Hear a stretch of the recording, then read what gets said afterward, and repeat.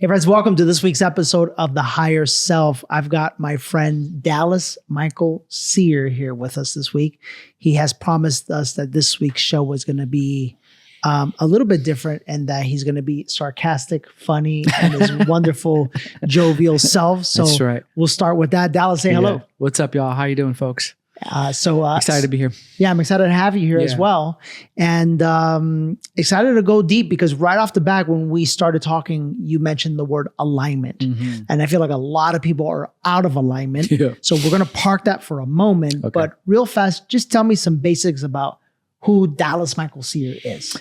Yeah, I mean, that's an ever-changing question. You know, I can't count at this point how many interviews I've done over the years. And if I listen to myself say it over and over again, it's like, it's always slightly different because, you know, we're different in every moment. So who I am in this moment is finding greater and greater alignment in my own personal life and diving deeper into being able to see God in everyone and everything. And just being the best possible coach, friend, human that I can be at this time. In my background, you know, I was a financial planner for 7 years. But before that, I was a B-boy and a battle MC for 10 years. Get out of here. That's awesome. My life was hip hop. That's awesome. Life, like lived, breathed, grew up in the hood, you know, so. Where'd you grow up? I grew up in Hartford.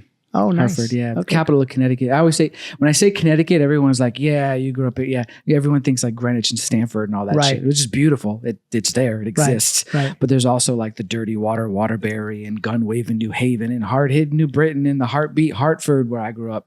And in the 90s, it was no joke. Yeah. Like no joke. I got you. So my life was hip hop. I was fortunate to become, you know, be part of a group that, you know, like a group called Wild Style B-Boys. So we were a B-Boy group. We had DJs, dope graffiti artists. We were, you know, I was always on the microphone at some point.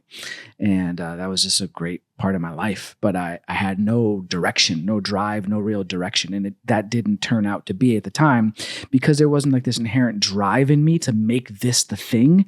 I didn't continue on to be an MC or a rapper or a professional breakdancer, you know, so it started to like kind of become just a hobby at some point, obviously, you know, and then as we get older, you know, you start to realize, oh shit, I should make some money or I should grow up. Yeah, right? For sure. You know, and so, it's interesting how my journey kind of took me into becoming a financial planner, which is what I did for 7 years as my first business. Gotcha. Yeah.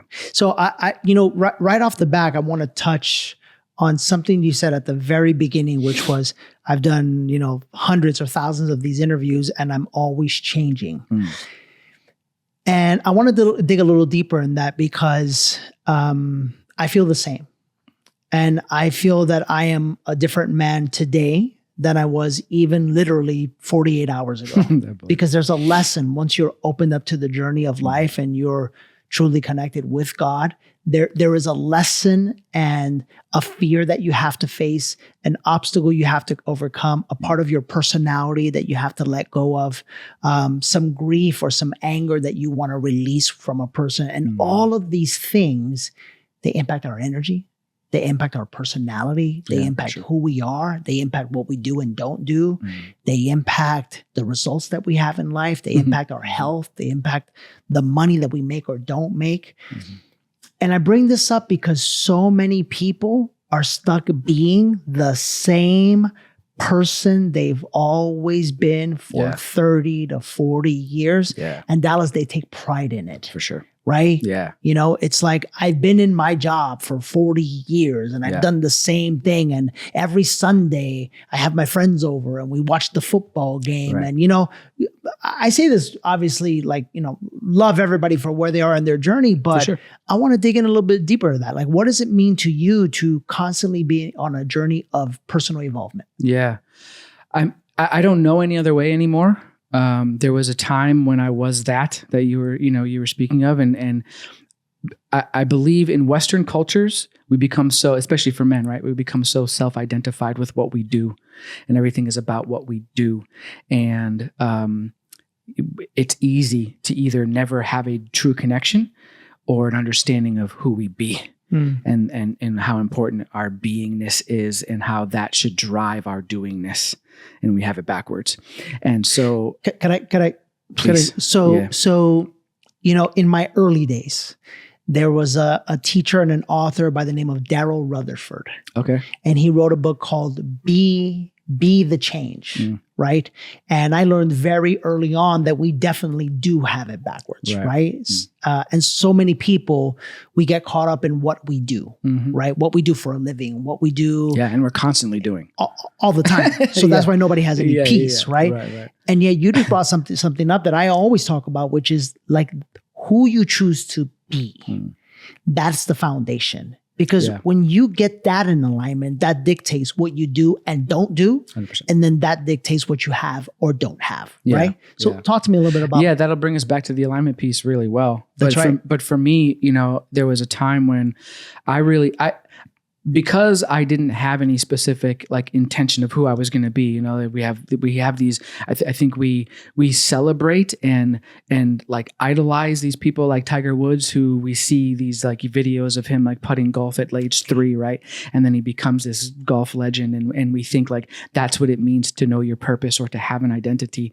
And then if we don't have that, we make it that we create some version of that for ourselves. And then when we start to get this cognitive dissonance, this static in our lives that says that this is not who I am anymore, or this is not what I want, then all of a sudden there's this uncertainty and things start to kind of like the what we appear to have as a foundation under us starts to crumble. And because we've made our identity and our character, like that personality we put out front, who and what we are, and we build this, reality around it, then it can be really scary to let that go. Because then who am I and what does that mean? And how are people going to see me? And then how am I going to continue to make income? And all these questions that we didn't have to deal with, right? Whether they be just simple internal questions or, just basic life questions about how we structure our lives, or large existential questions, they all suddenly come flooding in. Right. And before, we didn't have to deal with any of that. And our life was comfortable and easy. And I knew who I was and why I'm here. And like I said, in Western cultures, this is really easy. You go to school, you get good grades, and you go to college, you pick some profession at an age you shouldn't be making those decisions at, usually, with no real awareness of who. Can I swear on the show? You can do whatever you want. No really awareness of who the fuck you are. Right. And then you're picking this major and then just deciding this is your career for life. And then if that isn't your career for life, something's wrong. And that just doesn't make sense. That it's such an old paradigm that never really worked. It works for a percentage of our culture because everyone's brain is different. That's right. Right? Like there's different kinds of geniuses. We know this now. And so it works for a certain percentage of our culture and population. And it kind of makes things look really simple and easy. But overall, at the core, when we start dealing with these soul questions, we find that it's not really serving us. And so that's been a big part of my work. Like Ignite Purpose, which is technically the umbrella of my coaching, has been about my personal journey where I was a financial planner for 7 years and thought that I had all that stuff figured out, And then one day when I'm having a really amazing experience and celebrating this big win that I was striving for, I'm on this balcony, and I share this story a lot, but I can remember it so clearly. Maybe because I share it a lot, but to bring context to the conversation, I'm just like at this point where I'm celebrating. I'm looking at this big 5-star resort. I'm excited, and it's about to go to dinner and have this big celebration dinner. And then I have this moment of like, yeah, I did it. And then the very next, like having this moment of stillness where I'm not doing and rushing and trying to get the next goal. All of a sudden, there's enough space for this voice to come in and say, well, now what? What's next? That's exactly what I thought when you said that. I've been there, man. Yeah, it was a fucking vacuum that sucked all the joy out of the moment. Yeah. And I was like, shit. Yeah, now what? Yeah. There's so much to dive into. Number one, I want to take it back to that initial Tiger Woods comment. And I bring that up because for so many people, they tend to create a story within themselves that because they're not that. Yeah. Right? Because they're not that focused, that driven, that dedicated, that crazy, quite frankly. Yeah, obsessed, that there's obsessed, that there's something wrong with them. Right. And then, because of the masculine energy that the world resides under right now at this point in time, you have a lot of influencers and teachers that are constantly pushing, like, don't stop, don't rest, get back up, keep grinding, keep pushing, 10x bigger, the next watch, whatever the case may be. And I sit back watching and thinking, number one, that used to be me, and number two, thinking no one understands, like, there's no peace in any of that. Yeah. And you're always going to be searching for the next thing. Sure. Yeah. And the second thing that I love about what you said, Dallas, is truly finding what works for you. Yeah. And I'll bring up two scenarios in my personal life. I'll bring up my brother. I have an incredible brother named Anthony, right? And so when he was a young boy, Anthony was really into baseball. And we practiced, Dallas, every single freaking day. I don't know if it was that I was living vicariously through Anthony, or quite frankly, that kid was just that motivated. So he forced me to practice with him every single day. So I felt like I put all of my sports practice energy into him. That by the time my own kids came around, I was like, man, I just want you guys to chill and whatever you want to do, it's just have fun and it's all good, Gotcha. Okay. And then when my brother became a father, my little niece is number 9 in the US for golfers at her age. She's a stud, right? And now he is obviously doing that with them because he is so driven. And for a while there, as a father, I thought to myself, what's wrong with me? Why am I not like that? Right. I used to be like that with my brother, but I'm not like that with my own kids. And am I messing up my kid's life? And I got to snap out of it. I got to go back to that. And I finally, one day, I just started to realize, that's just not the kind of dad I am. Right. I'm a completely different kind of dad, And Dallas, we do this. We compare ourselves to other people, whether it's in the work, in our bodies, in our clothing, in our belief systems, in the money that we earn, in the type of parents that we are. And I believe that once you finally can go deep within yourself and ask yourself, who am I? Yeah. That's where you'll finally have peace. Yeah, for sure. Yeah, I couldn't agree more. Yeah. Really, the time that I experienced the greatest inner peace, and this was so interesting in my journey when I had I've sat with multiple living avatars and enlightened masters in India, and I've done all the plants. I want to hear the India stuff. I've gone to India multiple times. I've done all the plant medicines and all the stuff, that a lot of the spiritual communities and personal development and growth communities are centered around. And it's been amazing. I mean, it absolutely has made me more flexible, more self-aware, more, just more present, I'm just more, all the things. More you, bro. More me. Yeah. And what I recognized was that one of the times when I was the most authentic and joyful was when I was 18. Even before that, when I was 16 years old, and I was doing everything that I loved, which was, as I mentioned earlier, was centered around hip hop. But I was really unique in the way that I spoke, unique in the way that I dressed. I did what I wanted when I wanted. Now I had that freedom because my parents were separated. And so my mom, she's a recovering addict, and she was never really the more stern parent, right? She's a really relaxed parent. Both my parents are kind of more interested in being my friend because they were so young when they had me than they were parenting me. Yeah. And my dad wasn't there, physically. And my mom was just I just don't kill anybody and go to jail if you can, please. And I was like, okay, I can do that. I can do that. I cannot get caught. Yeah. Yeah. Exactly. But, I had all this freedom, and I was very fortunate to be in a place in my life where everyone was real creative and it was fun and it was, so it was interesting to go through all this spiritual work and personal development and healing.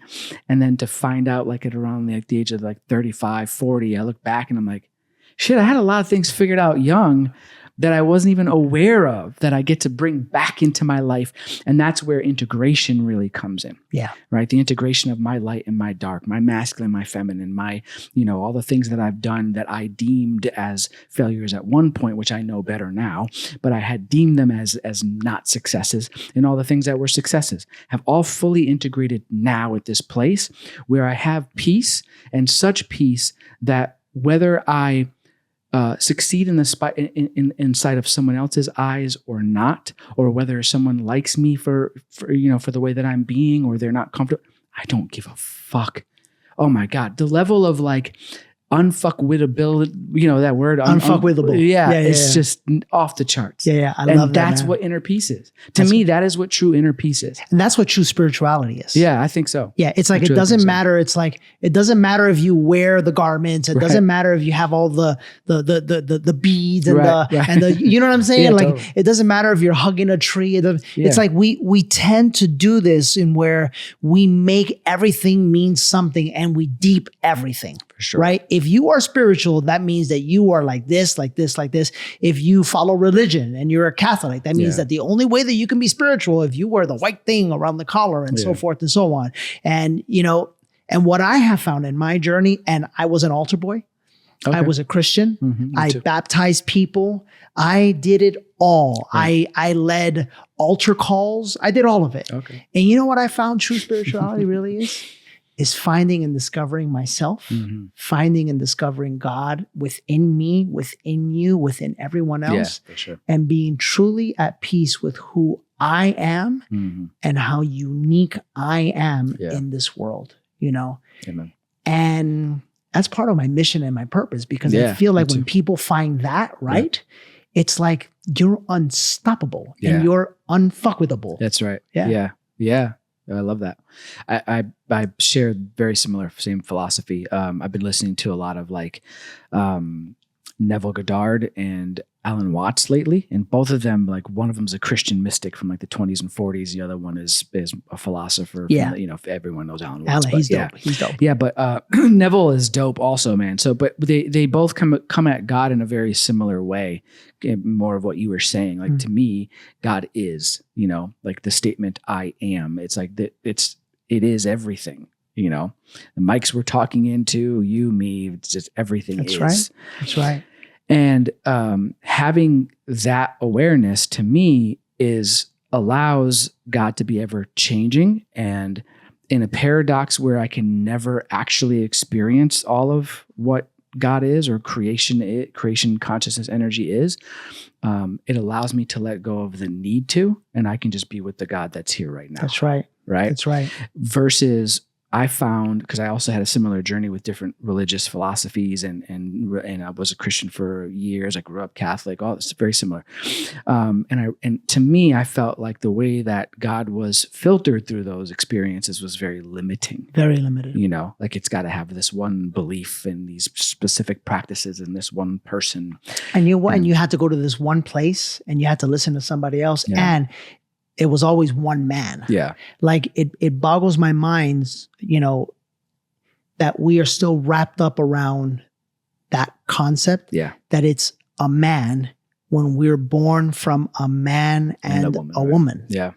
And we have a masculine side to us and a feminine side to us. Now, for men, we are taught to not own that part of us. Yeah, right? Not usually. Yeah. Because that makes us another label. That makes us gay, or that makes us, obviously it's not. But, we are caught up in this limited, how do I say that? In this limited view of what God is, because it's comfortable for us. Yeah. Because if we could put God in a box, then guess what else we can put in a box? Ourselves. Yeah. And if we're in that box, we are nice and safe. That's right. And when we're in that box, we don't have to ask questions, because as long as it's in that box is what's true. Yeah. And real life starts the moment you dare to ask questions about that box, why the box is even there, and who in the world put it there in the first place. Yeah. Yeah. 100%. Love that. Yeah. And I love that. And also just being okay with not having the answer. That's not okay. knowing the answer. That's it. Right. Absolutely. It's like what I find with many people is like, this thing gives me I can rest. It's like their brain can rest. But if we weren't so self-obsessed with the brain and allowing thinking to drive the show, one thing that I share a lot with clients is that like we've got 3 brains and we use them in an incorrect order. Like we have the gut brain, we have the heart, and we have the mind. And if you think about that, they're literally in the creation of the womb, they're born in reverse. It's the gut, Mm-hmm. and then it's the heart that starts beating, and then the brain.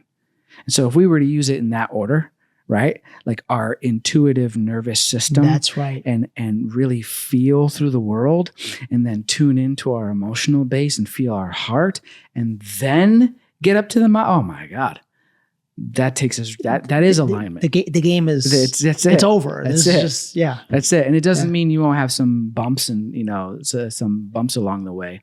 One of the foundational things that I teach in Ignite Purpose is that your challenges are your greatest gifts. Like for me, everyone's like, I succeeded in spite of my challenges. I'm like, well, if you didn't have the challenge, you wouldn't have succeeded. You succeeded because of the challenge.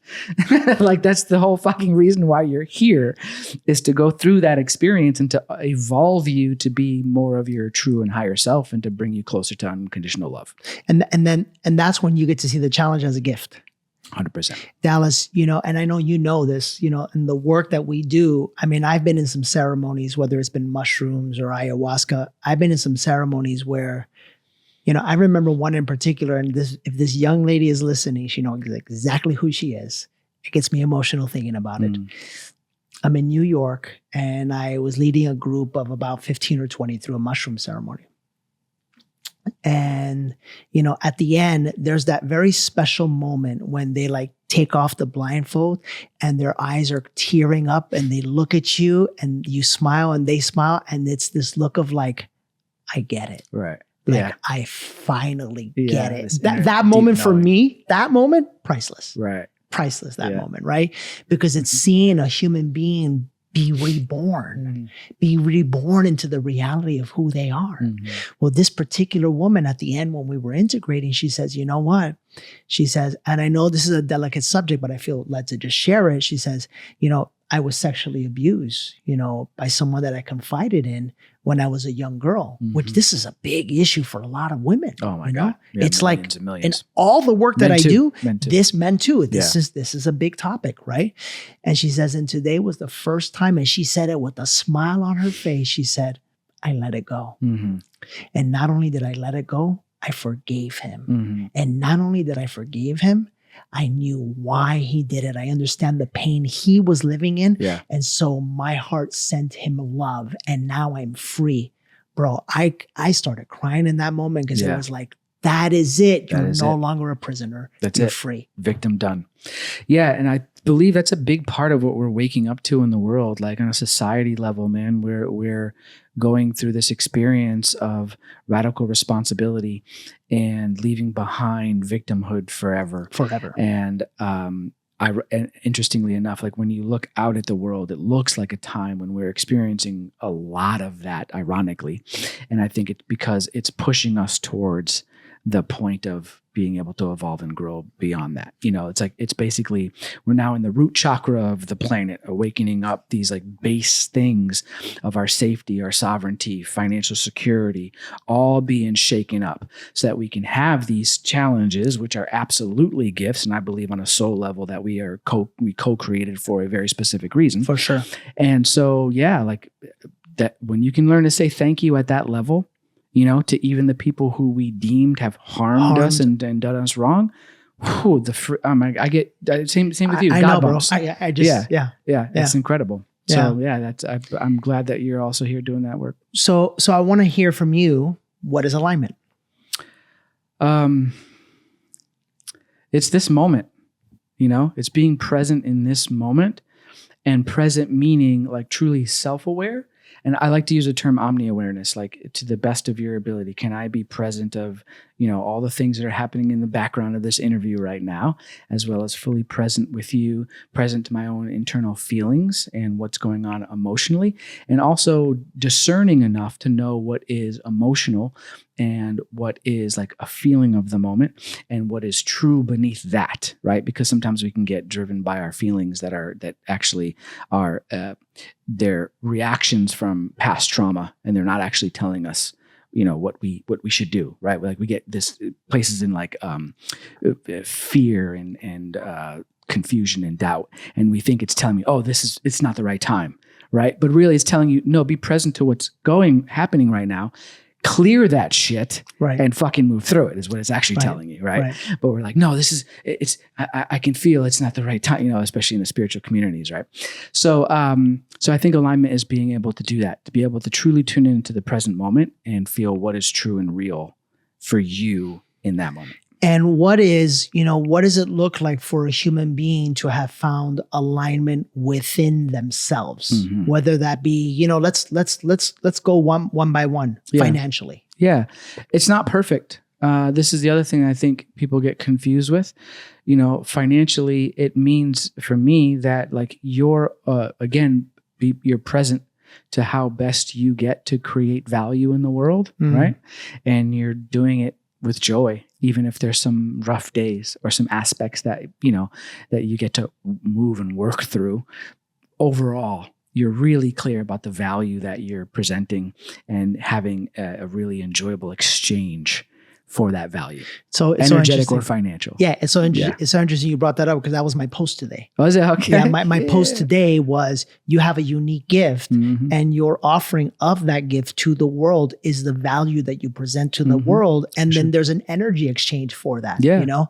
And the other thing that I really love about our conversations before we got started, you said like, I love like one-on-one with someone For sure. for like a year, like really going deep with them. Yeah. And I found out that I don't really like the stage, or I can do it, but it's not where I'm like best served. Yeah. And it's like, do you know what I thought? I was like, that's not where I'm best served. Right. Like I'm best served, like, you know, on the stage. Like Sure. that's what I love. It drives me nuts. Like I just love making that impact. And one-on-one, sometimes I find myself feeling a little bit limited, you know? Got it. And the beautiful thing is like, that's your power and that's you being in alignment. And this is my power and me being in alignment. And, you know, to all of the listeners, there is no right or wrong. No, and you can let that change. Like there was a time when, and maybe it was where I was in my level of mastery or just where I was in my life, right? Like I'm 45 now. So there was a time in my life where all I did was on stage, being a battle MC. I was either, you know, in the middle of a circle on a microphone or, you know, battling another B-boy all the time. And it's all I wanted to do was to perform and to be seen. And then when I became like a coach and I started speaking, that's all I wanted to do was be the next Brian Tracy or Les Brown or Tony Robbins. Yeah. That was it. Yeah. And that was like my driving focus was to do that. And I still enjoy that very much and get lit up. I just noticed along the journey that it didn't fulfill all of what I wanted. Yeah. And it wasn't like where I felt I was doing the most work, the deep work. For other people, it's exactly that. Like you were just saying. So I think that's the funny part about alignment. This is why I love like gene keys and human design and Enneagrams. I love all that stuff. And I love pulling it out in my work so people can see their true individual. Because it tells you. Yeah, absolutely. Yeah. We think we don't have a roadmap. We have got a roadmap. Oh, for sure. Yeah, there's roadmaps. So I love that it can really point to. It's not to put you in a box and say that this is who you are. You're limited by that. But if you want to swim with the stream, here's some things you might want to know about yourself that make you unique and special. And you can bring those through whether you're in line at a grocery store or whether you're doing your vocation in work. Because I don't believe our purpose is like our work. Yeah. I believe my purpose is the essence of what I get to bring through of God trying to express itself as me. And through you. And through me. That's it. Yeah. If that's happening, then it doesn't matter what I'm doing, going back to the doing and being thing, right? It doesn't matter what I'm doing. But it does make it easier when I bring that essence through in my work. And for me, it's usually like smaller groups, like 10, 20 people in a mastermind, or it's like me one-on-one going deep in a long session with a client. You know what I mean? Yeah. And then, but if I don't balance that occasionally with being on interviews or being on stages or doing larger retreats, I don't feel fulfilled either. I got you. So I kind of got to have a little bit of both. It's just, I like more of one than the other. And I just encourage everyone, right, to start to figure out, okay, what is truly in alignment for me and be honest about it. And it might surprise you. Yeah. You know, you might really want to drive a UPS truck. I don't know. You never know. Right? You never know. I love the movie. You ever seen the movie American Beauty? with Kevin Spacey. It's an old school movie, but essentially, like, he's got this job and he just wakes up to how much he hates it and decides to quit and start flipping burgers. I have. Yeah. Yeah. And he's going through a midlife crisis, but he's like, for that moment, he's just genuinely happy with just the simplicity of his life and going back to something that he enjoyed doing, like as a teenager, just flipping burgers. That's it. Yeah. Talk to me about something. And don't you find, because I feel like prior to awakening, and I like to consider awakening as whether it's that first deep meditation, whether it's that first ayahuasca ceremony or mushroom ceremony, whether it's that first breath work, or, for some people I've heard, whether it's that first moment where you're just sitting there and it's like source opens you up. Everybody's different. Sure. Everybody's different.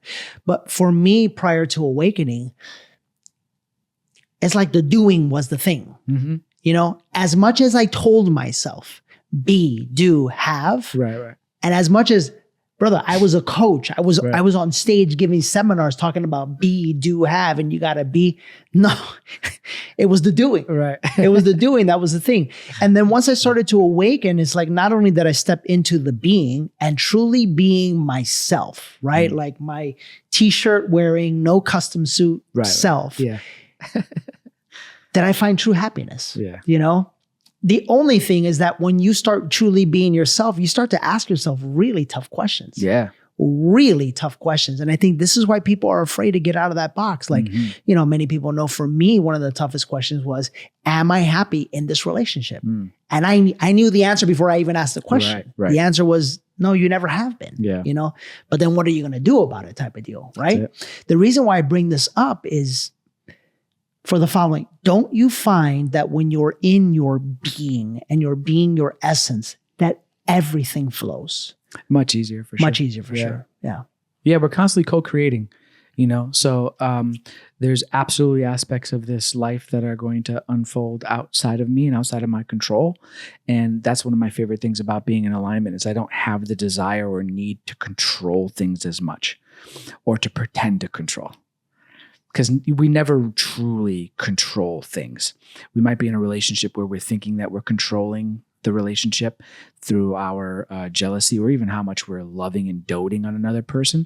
But how that person responds to us is never actually in our control. And the same with everything except for our own thoughts and emotions and decisions. Yeah. The only things that are ever in our control. And so I just found, like you were saying, I found a lot more joy and peace, and things flowed easy. There was like this natural rhythm and synchronicity of life that I fell into or remembered and awoke into because I was not trying to control everything anymore and just tuning into what the real alignment was. Like who am I being in this moment? Beautiful. Yeah. Beautiful. Yeah. We brought this up a couple of times. Talk to me about relationships. Man. Yeah. What about them? That's a fun one. That's a fun one. Yeah. Relationships are interesting. I feel like they're one of the most important aspects, if not the most important aspect of life. And I've had some amazing relationships. I started out when I was younger dating women that I felt like I needed to fix and save. I've been there. Yeah. Yeah. Okay. I was, yep. Yeah. Knight in shining armor. Mine were always like a knight in shining armor. Absolutely. Mine were always single moms. Yeah. I had to save the single mom. Yeah. Save it. Yeah. There you go. Yeah, that makes sense. And so I dated some women that were going through some amazing, interesting, challenging things in life. Yeah. And I came and I can say, honestly, I felt like I was a stable person in their life, and that is a good thing, obviously. But to be in a relationship because of that, right? Like trying to fix somebody or feel better about yourself because of how good you are to this person who's going through so much, is a funny thing. And then when I kind of realized that wasn't serving me and it wasn't what I wanted a woman who was like strong and independent. And then I started attracting very strong, independent women who couldn't actually soften and receive me in a relationship. They were in their masculine. That's it. And so it kind of screwed up the polarity, and they were unconscious of emasculating me, or I was unconscious of allowing myself to step into that and not really lead and be in my power. Right. And it wasn't until I became aware of both of those swings that I had made in my relationships that I really attracted like strong and conscious, aware women who could soften and be in their feminine. And I've just been really enjoying the relationships of men, of like my brothers in the last few years, and not really like dating. I haven't really. So this is interesting that you actually asked this question, because I personally haven't like gone on more than 3 or 4 dates total in the last 3 years.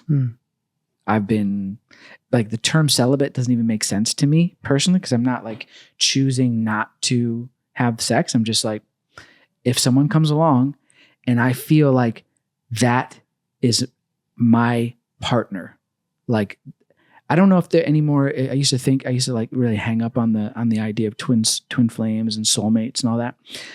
And I'm not attached to those terms anymore. I really don't care if there are twin flames and soulmates and how we experience that, as much as I have a sense, I have an internal knowing of when someone comes along and I'm like, this is someone that I get to and am meant to have a deep, meaningful relationship with. And I probably am supposed to. Right. And I'll go as far as, I don't use that word very often, but maybe I'm supposed to.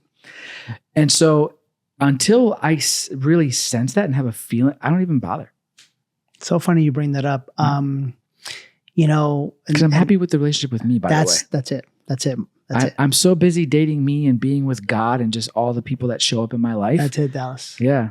Yeah. And I think that for people who are not awakened, especially men, to hear that, it's like, what the fuck are you talking about? Yeah, bro? yeah. And I have a sexual drive, man. I still. Oh yeah, everybody. I can like. It's not about that. It's not that I'm missing or lacking that. It's just I'm so good. You know, right I feel like I have to share, because this is a part of my life that is kind of coming up right now. But you know, number one, when you do awaken and you do the work, you're going to start to find out very quickly that the amount of people, right, the pool of proper energetic matches to your energy starts to really shrink. It really does start to shrink, especially when you are very cerebral, like I believe you and I are. I can, like, be for sure. You know what I'm saying? Like Totally. a woman could do something and I go, oh, it's not going to work. Yeah. Because you did that because of that and because of that story. And then that happened when you were a little girl. Blah, blah, blah, blah. Oh boy. Yeah. I mean, like, I'm here, I'll be your friend, but it's not going to work, you know? And so, you know, there were many times where I was dating that it's like, you know, I'd open a door or I'd meet somebody or whatever. And then within 30 seconds, it was like, oh yeah, that's that's it. You nailed it. Yeah. I go on a date and if it doesn't feel it's fast. Yeah. It's instant. Yeah. I won't go on a second date. Yeah. I don't need to. Yeah. And when I finally found, you know, my partner, you know, it like nobody actually knows about this. It's not like official yet. Cool. It's not Instagram it's official just between yet. you and I. It's just, yeah, exactly. Yeah. And the microphones. Right? Yeah, exactly. But you know, it was because I went through that journey of, you know, being happy with being by myself. For sure. You know, and I went through that journey of being celibate. I remember I was laying there on that couch just taking a nap, and God says, yeah, buddy, it's time for you to be celibate. And I was like, no, I don't want to do that. Like, no, why do I have to do that? I said, yeah, it's part of the plan. So you're going to do it or not? Yeah. It's like, oh, all right, fine. You know, and at the very end, it was interesting, but at the very end, I had taken a trip and I had gotten my heart broken to the point where I was like, I'm done. I'm done with all of this. For like, sure. This is dumb. Like, I thought I knew what I was doing and I'm done. Like, I don't care anymore. When I finally let go. So you want spiritual growth, man? Yeah, that's it. Like a relationship. Absolutely. Yeah. When I finally let go, that's when she appeared. Mm-hmm. Yeah, that's when she appeared. Yeah. That's it. Yeah. That's when my former beloved, who I was with for almost 3 years, you know, I was involved with her children, beautiful kids. And I believe her and I had such an amazing journey together. And we did a lot of healing together. We had a lot of fun together. I definitely experienced some of my greatest challenges, but also greatest growth with her. We remain like, she's still one of my closest beloved soul humans in the world. I adore this woman. We're probably in some ways closer than we were before when we were together. And so that transition, like to be able to go through all that we went through and to call in my first real, like strong, intelligent, conscious, loving woman who was learning at the time how to soften and be in her feminine. So we were able to experience some dance and polarity with that. But then also to like have these challenges where we were very clear, like at least for right now, we get to say goodbye to the romantic aspect of our life. And then to transition through that in a very loving way. I mean, all of that was such an amazing, like healing experience from start to finish, you know, and whenever her and I share about our relationship and people hear how we navigated that and, you know, like what we went through and then how happy and, you know, close we are now, they love that. And I feel like that's what true relationship is. Like true love, true love will always lead to more freedom. That's right, bro. That's right. That's right. You know, like I don't have to control the person. I don't have to have a certain version of them in my head forever. I can let them grow and change. They can let me grow and change. And that goes back to like, you know, not being so attached to our identities. You know, it's a beautiful thing when I started to transform from being a financial planner and I had no idea what I was going to do next with the rest of my life. And I went to a really dark place because I was so attached to that being who I was. That's right. And so when I was able to start to, you know, be flexible in my identity and to allow myself to be different in each moment and not to worry about what others thought of me, the people and also the experiences that just presented themselves were so much lighter because of there was no expectation there, because there was so much greater freedom there. And that's love. That's love. If you're loving yourself, if you're loving your work, if you're loving another person, that's it. There's that freedom, that spaciousness. It's so interesting because I recently made a post on Instagram. I walked into, you'll understand this. I'll share part of the story. I walked into a jewelry store with her. We were in Switzerland. Oh, okay. I was at the end of a 2-week trip. I had never, number one, I get tired of people real fast, like really, really fast, you know? So to spend 2 weeks with someone and not only not get tired of them, but to feel like, no, this is, this is like a part of my life now, you know? It was magical and it was powerful. And so we walk into this jewelry store in Switzerland and it's like the most beautiful jewelry I had ever seen. Right. Like I know good stuff. Right. Like, I've got an eye for good stuff, you know? And we see this ring and it was an aquamarine blue stone. And we try it on and whatever. And, you know, we put it back and in that moment, man, I'm feeling so much is going on inside of me to the point that I start having visions. Like I see like a room full of jewelry. And like if I have like, I am placing jewelry, I'm adorning her with jewelry, right? And I'm like, I've never been this kind of guy, you know? So we leave the store and she's kind of feeling the same way. And we're both like quiet, you know? And she goes, did you feel that? And I go, what do you mean did I feel? I'm still feeling it. Did you feel it? She goes, yeah. And I was like, what was that? Anyhow, make a long story short, the story's on Instagram. But when I spoke to my psychic, Jesse, he says to me, in that moment, what you guys did was that store was a time portal. And you bridged, you know, because you know, this time is linear and circular, right? He said, you bridge the past, you bridge the future, and all time basically, and all of your lifetimes that you spent together is now in that ring. Wow. It was so beautiful and so powerful. That's cool. And then I go, what did I see? He goes, she was once your queen when you used to live in Rome. That's why you came on this trip to Italy. And it's like, I know I'm going to a place where the listeners are probably like, what the hell are you talking about? All right. But when you do the work, for the ride, Joe. yeah, when you do the work and you open yourself up to source and to spirit and to life, to God, you start to realize you truly are a spiritual being. Yeah, you've been 100%. here before, 100%. you know, and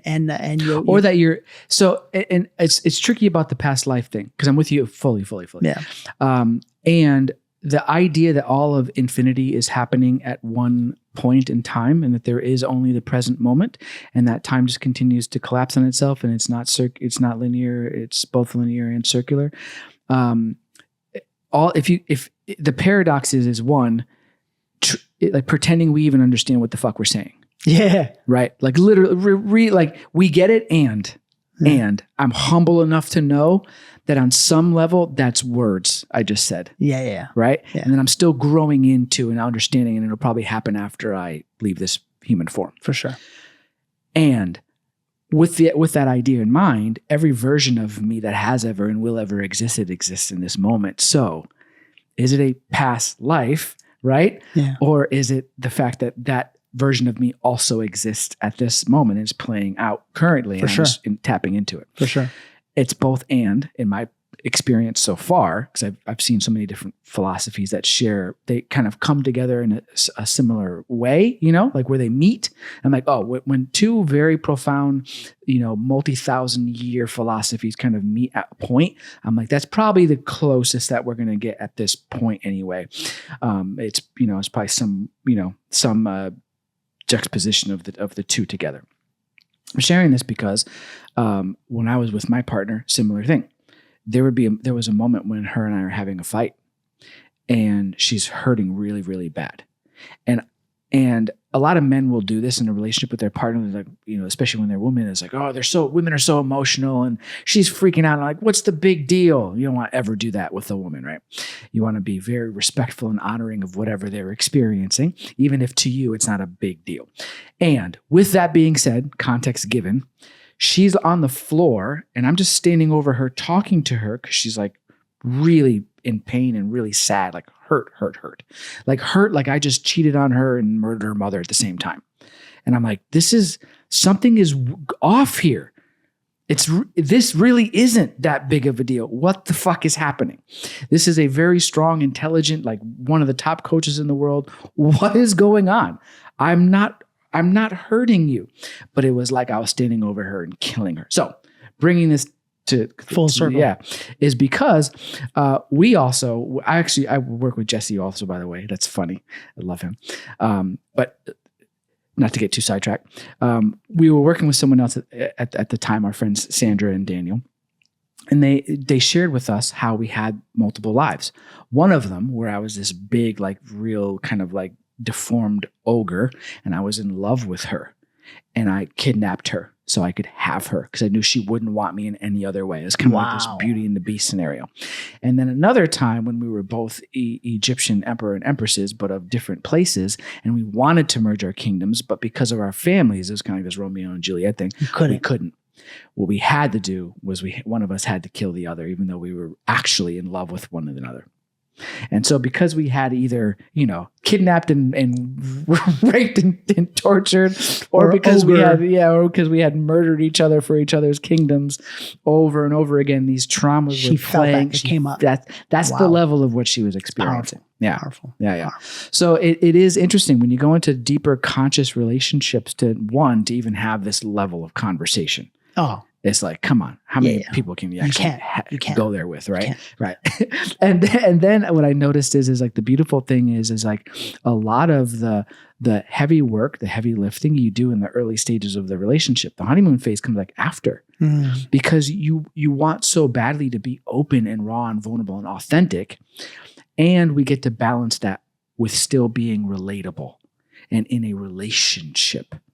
Right. And still being playful and light and having love and good sex and pleasure while still being able to go deep. Right. And that was a challenge. That for me, that's where we had this past relationship I'm talking about, where we had the most difficult. So I caution everybody, if you're hearing this and you're all about having those deep, vulnerable, conscious, amazing relationships, get ready. Those are the toughest ones. They'll bring up the most trauma. Oh, the biggest. You get to find ways to make it light, easy, fun, playful, and continue to relate and have a relationship, and not just something that you're working on, because you'll end up finding yourselves, you'll think it's your twin flame and you're just two people who are trauma bonded together. Yeah. And that's a very different thing. Yeah, I get that. Yeah.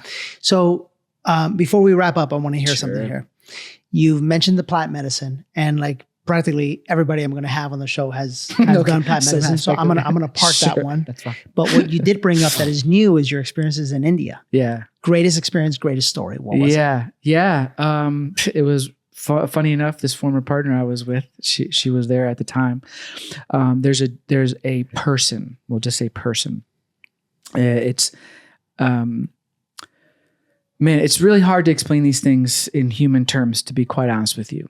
I'm somebody who believes in the ability of a living avatar, and what that means is a spiritual being like Metatron or Isis or or even Jesus, choosing to come back to the planet, and take over the human form, through an agreement with you, let's say, like the goddess of Ganesh or Lakshmi, or some god or goddess decides to come back and to bring harmony and balance back to the planet, and you become the avatar for that being. And so you're not enlightened. You were never asleep to begin with. You come in literally as a living deity, knowing this, and on a soul level, asking that soul, like, I'm going to come in now. And the soul's like, okay, cool. And then you come in and you're now that deity. So for the level of whoever's listening to understand, we lost a bunch of people. That's okay. Just know that I believe that this is a possibility, that deities can come back to the planet in this way, or at the very least, a person can become fully enlightened in their human experience. So even if it's just that, even if it's just they're fully awakened, either or, this person is some version of that. Person in India. Yeah, their name is Sri Shakti Amma. It's not the hugging Amma that a lot of people know about, the hugging Ammas. Also an enlightened being, saint. She's known to have hugged like millions of people. Her hugs are healing. I've met her. She's amazing also. I've sat with a few enlightened masters. Sai Mama, Amma, this other Amma. My first teacher was Baba Hari Das, who has also passed on now in physical form. So point is, we went to go see this human deity named Sri Shakti Amma in India. It was a retreat that my friend Brahman Carey, who has been a follower of Amma for like decades, she takes people to Pedam, which is the name of this like kind of town and city that's been built around this person. And so this person became awakened and enlightened around the age of 14. Right, this is when this deity decided to inhabit his body, and this deity is a woman. Now, in a society where it's still very patriarchal in India, it's interesting that a female deity would come back, but into a man's form. Right. It's actually the whole intention of rebalancing the feminine energy of the planet. That a female deity would inhabit a masculine form, so that the perfection and beauty of both could walk on the earth, especially in a society or a culture that's very masculine dominated still. So I got to sit with this being, and at first, I'm in the temple. There's a lot of temples. There's literally a whole city. He or she, they call him she, actually. She is responsible for building multiple hospitals, orphanages. They have the largest, most sustainable and green like property in all of the different retreats in India. So like this, like they recycle the water and all this stuff. And also a huge, massive golden temple, a Lakshmi temple that's like over $60 million that was donated. This temple's on what it's hard for me to explain. There's this big, huge like star path that's 1.2 kilometers around that people can walk. And it's in the middle of it is this huge golden Lakshmi temple that you can go and sit and pray under and do arati and puja under. It's just incredible. The place is incredible. When you're there, you feel the energy. They're some of the most kind, loving, amazing humans I've ever met. I'm sure. The level of service that's there and of love and like spirituality is off that you can't help but have these like divine awakening experiences. So that's the context. We're at this place. We're at this retreat center, and there's all these beautiful temples, and I'm in the presence of this being. And at first, she's on stage doing daily arati, this prayer with flowers and turmeric and milk and fire and all this stuff. And I'm watching, and this music is loud and chaotic, and everyone's just sitting there watching. And I'm like, wow, this is amazing. But I'm not having any experience. I'm like, this is cool, but I've done a lot of cool shit in my life. Like, Right. I've done some pretty cool shit. So I'm like, this is cool. Clearly an amazing being for all of this to kind of, grow up around her, right? In just a matter of 14 years, all this to happen because of this person. And I can feel, seems to be a really loving being. This is great. And then at the end, you get to go up and give her flowers and kind of be present with her, and she'll do a little blessing on you. And then you go sit back down. That was amazing. But it wasn't until day 4 where we get to go to her house. And it's a 2-story natural ranch, just a real basic house. And her mother is there. The mother of the child the actual kid is there. And we go upstairs to have a similar ceremony, to have arati and prayer. And upstairs is a cement flat floor and just a thatch leaf roof. And outside is the cows and the cattle, which are very sacred, to her and the people there. And she's doing this ceremony. Okay. So I'm going to share 2 real quick stories here. She's doing this ceremony, and she's the flowers, and then the milk, and then pouring the turmeric, and pouring the coconut, water, and doing the prayer. And then she would reach over here, and her assistant had everything, she's sitting so upright and so still on this concrete floor. There isn't a single extra movement, not a single extra. I mean, it's like a fucking animated robot. Everything is perfect. Every once in a while, she'll look over at us, and there's just 10 of us, 10 to 12 of us on the roof of this house watching this thing happen. Yeah. And she's just doing this for an hour straight, every movement. And we went there 3 days in a row. And I swear you could put the film over all 3 days, and it would look like the same single moment. Thing. Wow. And I'm like, there is something beyond human happening here. And when you're sitting there watching this, there's so much Shakti energy, so much feminine, powerful energy.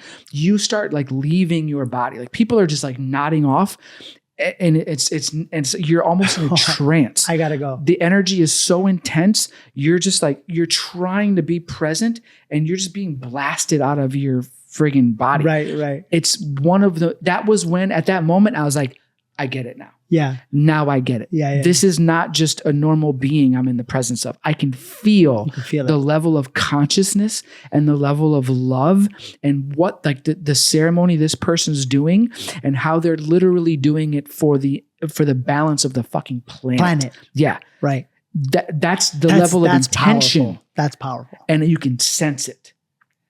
And so that was when I was like, I get it now. I'm on board. Thank you, Amma. I love you. And then it was the final day. We weren't sure if we were going to go back to her house. And it was just our group that was called back, literally just 6 of us, the 6 that my friend Brahman Carey took us on. And again, she's been working with her for years and is a very, very close devotee of Amma.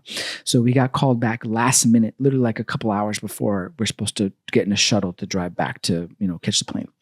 And so we get to sit, just the 6 of us at her feet, literally at her feet, and just ask whatever we want. And so questions are happening popcorn style. And of course, every question is when you're in the power of a true teacher, the answers are so simple. You think they're going to be like this and this profound, but they're profound because they can say 5 words and capture the entire essence. And they normally make you go back into you. 100%. Because the answer is in 100%. You, right? Yeah. 100%. You usually... That's what Jesus did. Yeah, it's usually a question or a statement that makes you go deeper. Or a parable or it's something so simple, and you think it just can't be that easy. Yep. You want to... your human mind wants to complicate it more. Yeah. Wants to make it fancy and more special. Yeah. And so that was a big part of it. So then we're wrapping up. And Amma looks at my partner and tells her... Come here.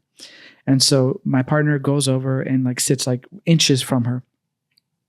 And she says, put out your hand. And so she puts out her hand, and Amma starts, and we had been hearing stories all week from a devotee that's been going to her since he was 15 years old. So for 14 years, he's been going from Canada to this retreat center with his family. And I wish I had time to tell you the story of how he met Amma and what happened. But all I can tell you is that he would tell stories about Amma making the palm of her hand disappear, and then a deity like a Ganesh, a silver Ganesh, would appear in the middle of her hand. She would take it out, give it to the person, and her hand would go back to normal. When enlightened masters and deities are first building their following, and they're starting to learn to play with true magic and alchemy of planet, and learning how to create in like how creation is created, they're known to do a ton of these things, very similar to Jesus walking on water. Right? They're known to do these things both because they're practicing, but also because they're, tongue in cheek, I say proving that they're really doing this. Yeah. So it's a little bit of both, but they're doing it from such a high level of consciousness and innocence. It's not like look at me, I'm special, if they're doing it from pure love. So we had heard these stories all week long from multiple people over and over who had saw these experiences with their own eyes and had lived these experiences firsthand. And it's one thing to hear it. It's a whole nother thing to see it. So we're getting ready to leave. He calls her over, tells her to put out her hand, and he just starts chanting and doing this thing like this over her hand. And he's squeezing this hand, and we're inches, centimeters. We're looking at, everyone's looking, and all of a sudden, boom, he drops this medallion. And on one side is the Sri Yantra, and on the other side, it's a Ganesh. And he says, here, you have this now. You carry this with you on a necklace, and I'm going to give you a mantra that I want you to say, because she asked for like support on something. Wow. And so he literally materialized this pendant out of nothing, thin air. And when you see it happening, like a thing materialize in your front of your face, and then she wore that for years until she put it on her altar one day and it disappeared. Yeah. And so he explained to us how he did that. Like there's three ways. It's either you're taking the blood of someone and using it as like an element to create material, or you're materializing something. I can't remember what the third way was, but it was either you're transporting something from a place, or you're using like some kind of element like water or blood to turn it into a different material, alchemize it. Yeah. And then there was a third way where he kind of explained how he creates. Daniel Raphael, right? He's told me similar stories. Yeah. Well, I mean, we're it was maybe the same one. Him and Marcy, my former partner, they're close friends, and we're all close friends. Got it. Yeah. By the way, that's a good guest for the show. Yeah. Daniel Raphael. Yeah, for sure. Yeah. And Marcy, if you want females. Oh, yeah. Yeah. She's not local, but sometimes she comes through Austin. So I have to connect you. Yeah. Yeah, man. But yeah, that was, I had that first experience of having like this kind of like awakening and this being blasted out of my body. And then the very next day to watch that happen, to watch somebody like I love it. Materialize something out of nothing. Out of nothing. Yeah. I love it, man. Give it as a gift. It was incredible. Yeah, man. Yeah. Final thoughts. Final thing you want to share? Man, I don't know. This is great. Yeah, it was cool. Yeah. Just have fun with life. Don't take shit so seriously. Even the awakening. Yeah. It's why they say it's enlightening. Yeah. Enlighten the fuck up, people, because it's a ride. So I just want to encourage everyone, if you're going through a dark night of the soul, I get it. There is a light at the other side, I promise you. And in fact, the thing that you're experiencing is happening for your absolute greatest and highest good, period, the end. That's right. And if you're going through something good and great, enjoy it. Celebrate it. Yeah. Actually enjoy it and be present to it. And that's it. Awesome. How do they get a hold of you? Yeah. Instagram is probably the easiest. I've got my link in my bio there. It's a Linktree link. Okay. So because of, with Linktree, you have all the links in one place. So just the easiest thing. I'm updating my website. So if they go to IG, Dallas Michael Cyr at IG, Dallas_Michael_Cyr, Dallas Michael Cyr. And Cyr is CYR. CYR. Yeah. Got it. Dallas Michael Cyr, CYR. Yeah. Beautiful. Awesome. Yeah. That's really it. I mean, my bio's there and the link is there, and that's the easiest. If you want to know more about me. Awesome. Yeah. Thanks for being here, man. Pleasure. It was a great conversation. I appreciate you. Thank you, great brother. Conversation. Yeah, loved it. And that's a wrap, guys, for this week's episode of The Higher Self. I hope you enjoyed it. If you did, do the star, the rating, whatever you're supposed to do. Thumbs up. Yeah, give it a thumbs up and share it, because as you can tell, we're having conversations that aren't really had. Yeah. We get deep and we touch all different aspects of life. And I want to encourage you that you may have heard some things in this episode that made you think, what is going on here? Just keep going on the journey and you'll see. You'll eventually see for yourself that what was shared here was absolute truth. Yeah. So until next week, we'll see you then. Hey friends, thanks for watching this week's episode of The Higher Self. I want to invite you to go to DannyMorel.com to get inside access to all of our programs and our upcoming events. And I look forward to seeing you live in person at one of our next events.